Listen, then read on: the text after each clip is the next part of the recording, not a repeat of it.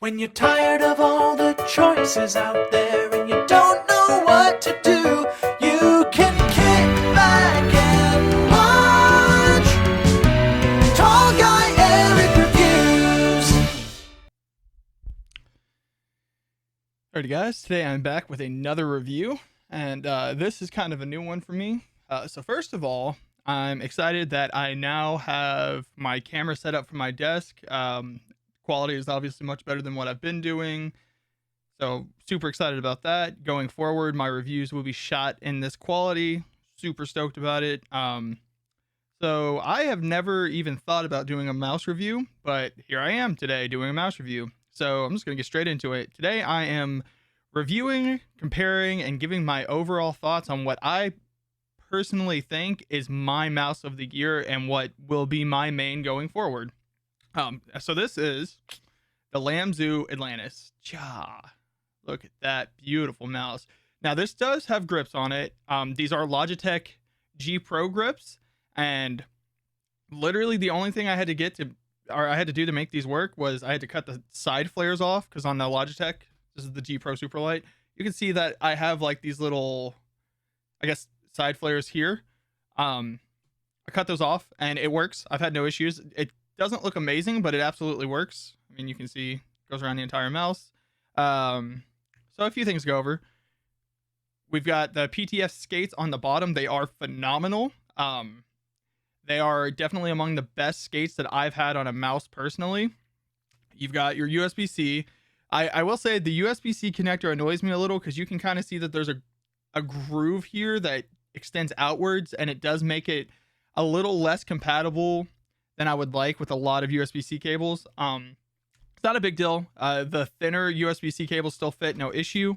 And this, I'm going to try to get it in frame. It's kind of hard to see. I can't extend it anymore, but this is the cable that comes with it. If I unplug it, you might be able to see. It's kind of tough to, I can't really get it in the frame, but you can kind of see right here it's bent. And then it comes with the dongle extender, the dongle itself, and then let me go ahead and grab the packaging and I'll show you what all comes inside the box. Give me just 1 second.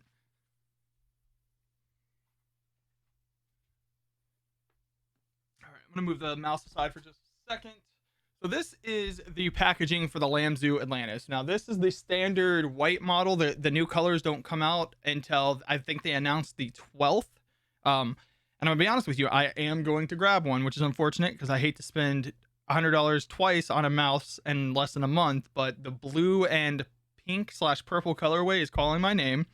But the standard Lamzu Atlantis, this guy, it is this white and teal color, and I think it's absolutely gorgeous. And this is the presentation. It's beautiful. This is a $95 mouse, and it comes in this phenomenal looking box. The box is wrapped in plastic, so there's no chance of it getting moist or wet or anything inside the packaging when it's shipping to you. You can see we've got no lag, no delay, low power. It's only 2.5 gigahertz wireless, so no Bluetooth, which is fine. I don't need that. And then opening the package, we've got kind of the specs here, and then inside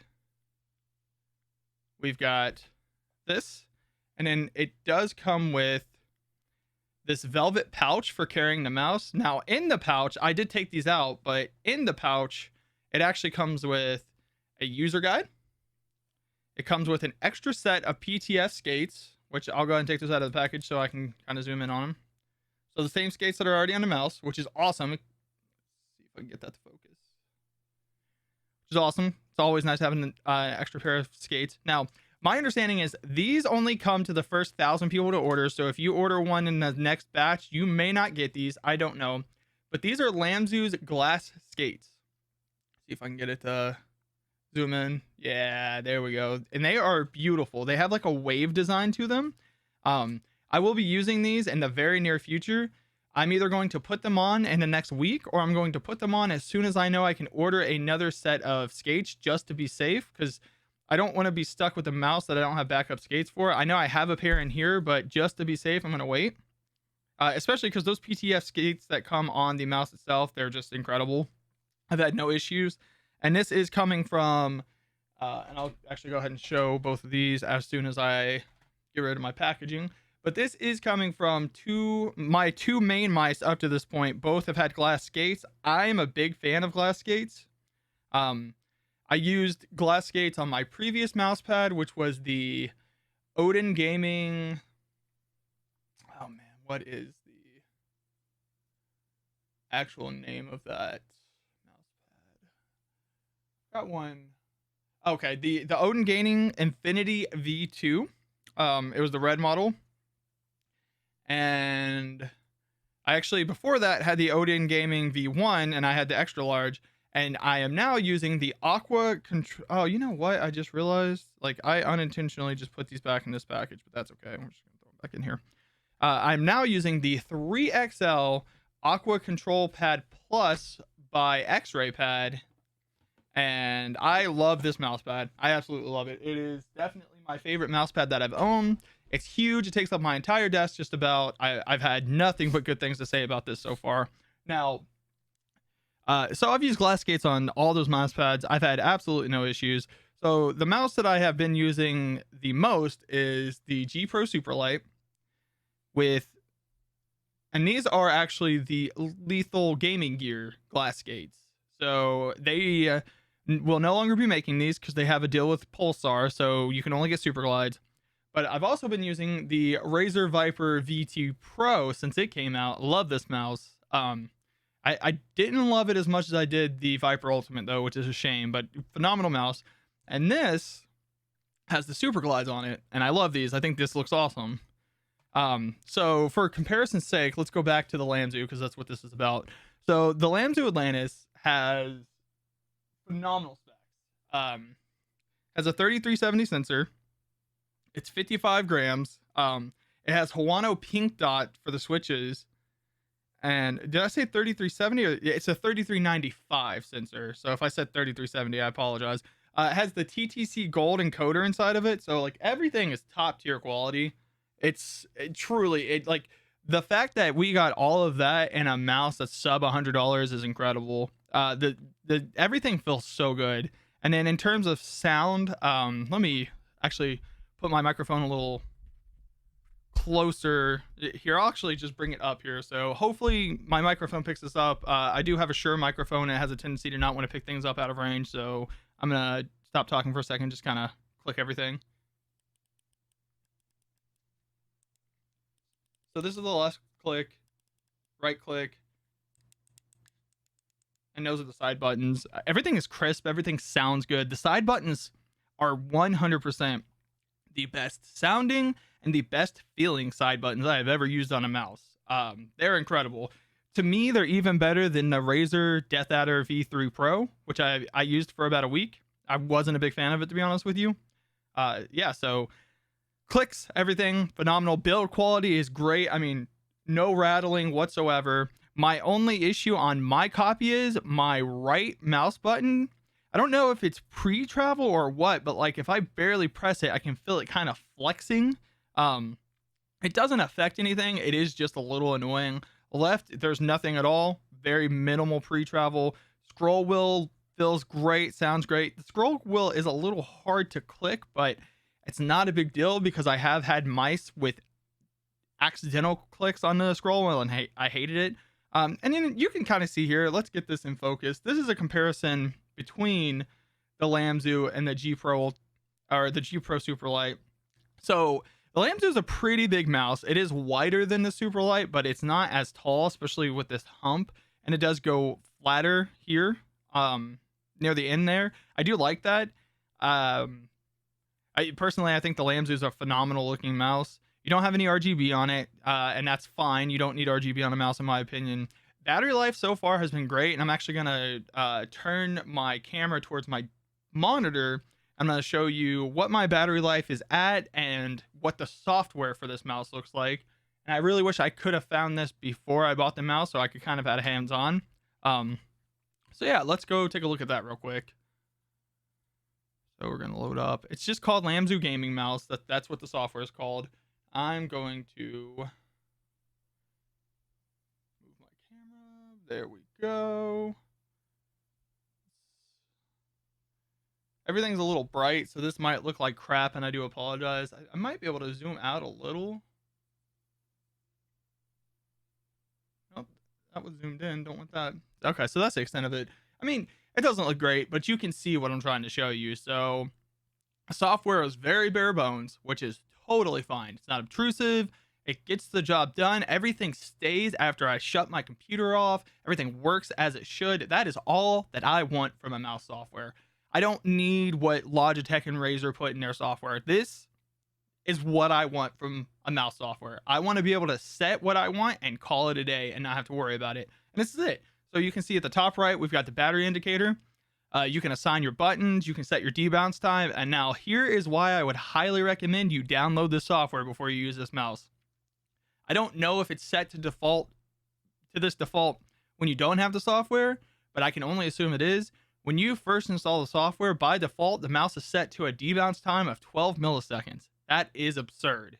I set mine to 0, but 1 to 2 is the absolute highest I would recommend. So I've got mine set on 0.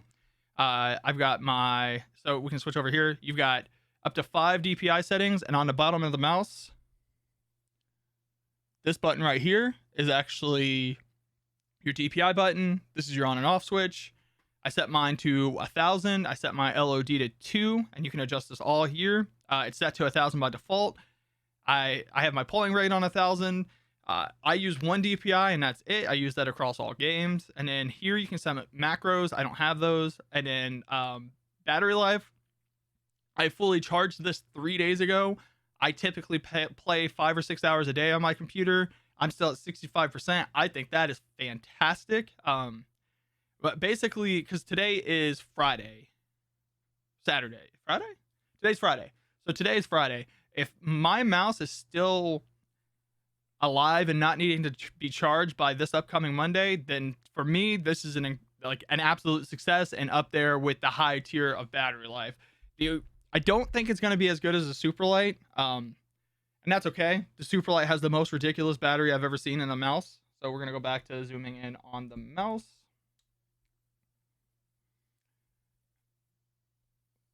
Get it to focus back. Quality is definitely looking a lot better on the mouse pad. I wish it would focus right, but that may just be because of the G Pros. The lights might actually be too bright. I'm also probably going to need to work on getting it to focus correctly. But okay, we're back to what I want it to be. So, with all of that said, this is the best mouse that I personally ever used. This is my main. The G Pro is on my stream computer now. The V2 Pro is getting sold. This is the mouse that I want to use going forward. If I'm being honest, if this mouse would have cost $130, I still probably would have bought it. I think that the quality is on par with the massive tech companies that want to charge $150, $160 for their mice. And I think that this is the right step because we're getting extremely competitive competition with better specs than the high-end companies' mice for almost half the cost. Retail of the G Pro Superlight now is $160. They raised it by $10 at some point. I don't know why. I guess they'd say inflation, but this was before that. The retail of the Lamzu, I'm almost positive it's $95, but it might be $99. So we'll say $99. So that's $60 cheaper, and you get a mouse that has USB-C. It has a better encoder. It has better switches. It has an objectively better sensor because the 3395 is God tier. I've had absolutely no issues. It tracks everything. I've had no skipping. I've had no issues with this mouse whatsoever. It hasn't lost connection to the USB. This is one of the best experiences I've had with the mouse thus far. I cannot recommend this mouse enough. And I am not a mouse aficionado. I don't deep dive into mice. I'm just going to be honest with you. I am a normal ass person that uses mice that is just trying to find the mice that I want to use every day when I'm playing those FPS shooters, when I'm playing or anything on my computer. But with that said, I did the research before I bought this. I watched reviews, and I think that this mouse is honestly, it is the best mouse for me right now. I will tell you, I did use the Pulsar X2, and that mouse is very comparable. Chances are, had I kept the mouse, and I'll explain why I didn't here in just a second, I may have never used the Lamzu, because the Pulsar X2 is another high value, extremely phenomenal mouse. Has very similar specs. In my opinion though, the switches for the mouse clicks are better on the Lamzu. The side buttons are better on the Lamzu. They do use those Huano pink dots, and it just sounds so crisp. The X2 uses the Kel 8.0s. They definitely sound good, and the side buttons on that were really good. I had mine for 2 days. I fell in love with it, and then it died at 65%. I plugged it in. I smelled a burning noise, or I smelt a burning noise. I smelt a burning smell, and when I unplugged it, it wouldn't turn back on. So I had to get a refund, because Pulsar was like, hey, we don't have this mouse in stock, so we can either fix it for you or we can refund you. And I was like, I don't want a mouse that's 2 days old to be repaired. Like, I'd rather just get a refund. And then I ordered the Lamzu, and for me personally, that was absolutely the right choice. So if you're looking for the best bang for your buck mouse, you cannot go wrong with the Lamzu. If you're wanting a different colorway, September 12th, Lamzu tweeted out, I believe they're coming out with a blue and pink model, a green model, and that's all green buttons, green shell. It's like a light green. I think a black model, and then a pink model, like a whole pink, and I don't remember what the colors of those buttons are. They all look really good. I'm gonna snag the blue and pink model, so I'm gonna have this and the blue and pink model, and I'm just gonna switch between the two. I think it's called Malibu is the colorway. But yeah, that's gonna end it. I don't want to make this video super long, but this mouse is 100% worth the money. I cannot recommend it enough. Lamzu knocked it out of the park, and I cannot wait to see what they do going forward. But yeah, if you like this video, like, subscribe, let me know what I could have done differently. I'm very new to this. If you have any questions regarding the mouse, if you have any questions regarding any of the items on my desk, let me know. I'm always on YouTube. I'm always around my computer. I will reply as soon as I can, and I will answer any questions that you guys might have. But that is going to be it for this video, guys, and I appreciate you watching. Have a fantastic day. When you're tired of all the choices out there and you don't know what to do,